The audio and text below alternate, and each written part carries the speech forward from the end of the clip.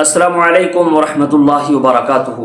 मुअज़्ज़ज़ व मुकर्रम नाज़रीन गिरामी, आइए आज हम मुख्तसर अंदाज में समझने की कोशिश करते हैं कि गौस आज़म ये किसको कहा जाता है और या गौस आज़म या फिर या गौस अल मदद कहने का क्या हुक्म है।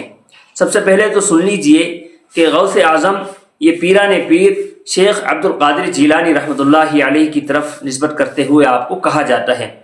अब इसके माना को समझ लीजिए।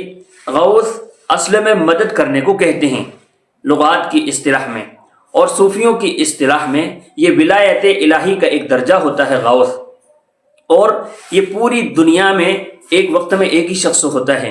इसकी सिफात ये होती हैं कि ये अल्लाह रब्बुल इज़्ज़त के तमाम ही अहकामात पर अमल करने वाला होता है, नबी करीम सल्लल्लाहु अलैहि वसल्लम की पूरे तरीक़े से पैरवी करने वाला होता है, तमाम की तमाम बिदअत और खुराफात से महफूज होता है और मुस्तजाब दाअवात होता है, यानी इसकी दुआएं कबूल होती हैं। ऐसे शख्स को गौस कहा जाता है। अब पीरान पीर शेख अब्दुल कादिर जीलानी रहमतुल्लाहि अलैहि इन सिफात के हामिल थे, और बुजुर्गान दीन और सलफ़ सालिहीन ने आपके लिए गौस आज़म का लक़ब इस्तेमाल किया है।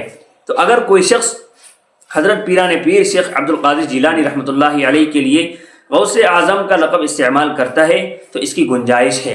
लेकिन अगर गलत माना मुराद लेकर इस्तेमाल करता है, मसलन ये मुराद लेते हुए इस्तेमाल करता है कि आप मददगार हैं, आप अल्लाह रब्बुल इज़्ज़त की साथ जो सिफ़ात ख़ास हैं उन सिफ़ात के भी हामिल हैं, तो फिर गौस आज़म कहना जायज़ और दुरुस्त नहीं होगा।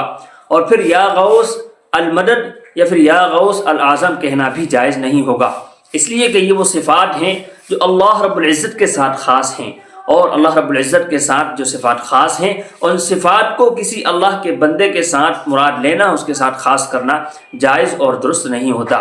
उम्मीद है कि बात आपकी समझ में आई होगी। ये थी चंद बातें जो गौस आज़म पीरान पीर शेख अब्दुल कादिर जीलानी रहमतुल्लाहि अलैहि के मुताल्लिक़ थी।